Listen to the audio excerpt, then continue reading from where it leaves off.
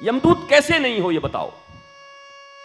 यम का काम है लोगों को मृत्यु तक ले जाना, तुम्हारा भी काम है अपने अपने परिवार को मृत्यु तक पहुंचा देना। मैं सिर्फ माताओं के ऊपर नहीं बोल रहा हूं, दोबारा कथा सुनने नहीं आएंगी, टीवी बंद कर देंगी। और बड़ा खतरनाक आदमी है, माताओं के विरुद्ध बोलता है, बंद कर टीवी को। क्योंकि प्रथम दिन की कथा में ही मैंने कहा, मुझे भी गर्व है अपनी मां के ऊपर जिसने ऐसी संतान को जन्म दिया जो पूरे देश और दुनिया में हनुमत चरित्र सुनाता चल रहा है।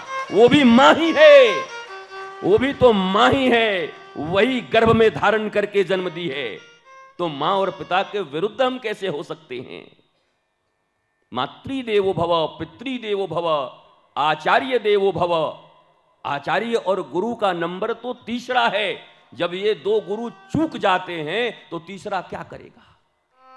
हिंदी और अच्छा, जब पहले हम पढ़ते थे तो हमारे जो ग्रेजुएशन होते थे तो उसमें 3 सब्जेक्ट तो होते ही थे, एक ऑनर्स रखते थे, बाकी 2 ऐच्छिक जो आपको रखना है। ठीक है। अब दोनों विषय में कोई फेल कर जाए तो एक में पास होके भी क्या करेगा? अगर गुरु अच्छा मिल भी जाए और ये दोनों जो पहले गुरु मिले हुए थे, मातृदेवो पितृदेवो, वो दोनों ही असफल हो चुके हैं, तो ये तीसरा आचार्य क्या करेगा? मां अच्छी मिल गई तो भी काम बन जाता है, जैसे प्रहलाद का बन गया। पिता 1 नंबर का दानव, असुर, राक्षस, पर मैया का मन लगे सत्संग में, कयाधु का। मैं माताओं के ऊपर इसलिए ज्यादा बोलता हूं कि हो सकता है पुरुष का जन्म ही अहंकार के आधार पर होता है। पुरुष से ज्यादा अहंकारी कोई नहीं होता। पुरुष माने ही अहंकार। लेकिन मां करुणा की मूर्ति है, दया की मूर्ति है, संस्कार की राजधानी है। समस्त संस्कार अपने पुत्र पुत्रियों के भीतर देने में अगर अकेले कोई समर्थ है, पिता न भी दे तो काम चलेगा। पिता तो नहीं दे रहे थे हिरण्यकश्यपु, वो तो और बिगाड़ ही रहे थे। अपनी यूनिवर्सिटी में डाल दिया था, संडा मर्ग की यूनिवर्सिटी में, जहां छल कपट और प्रपंच सिखाए जाते थे, वहां अपने बच्चे को डलवा दिया था स्कूल में। पर मां कैसी थी?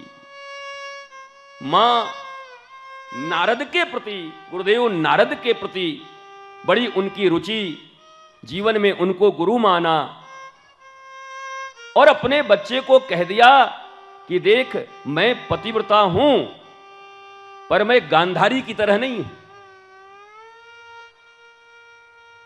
पतिव्रता तो गांधारी भी थी, जिसने धृतराष्ट्र को देख करके और पट्टी बांध ली आंखों में, और फिर दुर्योधन कुछ भी करे वो भी अंधा, ये भी अंधी, 2 के दोनों अंधे।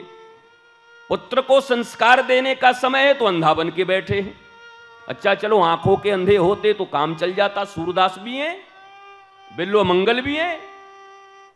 ये बिल्लो मंगल और सूरदास 2 ऐसे भगवान के भक्त हैं जिनके पीछे पीछे राधा कृष्ण दौड़ा करते हैं। कहां खीर खाएंगे, कहीं गड्ढे में न गिर जाएं, कहां उनकी कुटिया बनेगी, इनको कोई चिंता नहीं होता। राधा कृष्ण दौड़ते इनके लिए, ठाकुर जी दौड़ते इनके लिए। ये 2 आंखें उनके पास नहीं है, पर एक तीसरी नेत्र जो होनी चाहिए, आस्था का, विश्वास का, प्रेम का, भक्ति का, ज्ञान का, समर्पण का, वो तीसरा नेत्र सूरदास और बिल्लो मंगल के पास था। इसलिए भगवान पीछे पीछे दौड़ते। तीसरा नेत्र ही जरूरी है। ये 2 नेत्र न भी होते तो कोई बात नहीं। धृतराष्ट्र के जन्मांध था बेचारा, इसमें उसका क्या दोष है? लेकिन दोष तो उस गांधारी का है जिसने अपने पति के पतिव्रता का पालन करने के लिए मर्म न जाने धर्म बखाने, धर्म के मर्म को न समझा, बल्कि धर्म के ऊपर खोली को समझ करके धर्म को अपनाने की चेष्टा करी। अपने और अपने पुत्रों समेत सबका नाश करवा दी, सबको मरवा दी, खत्म हो गए कौरव। उनको तुम अच्छा माँ बाप कहोगे जिन्होंने अपने बच्चों को खत्म करवा दिया।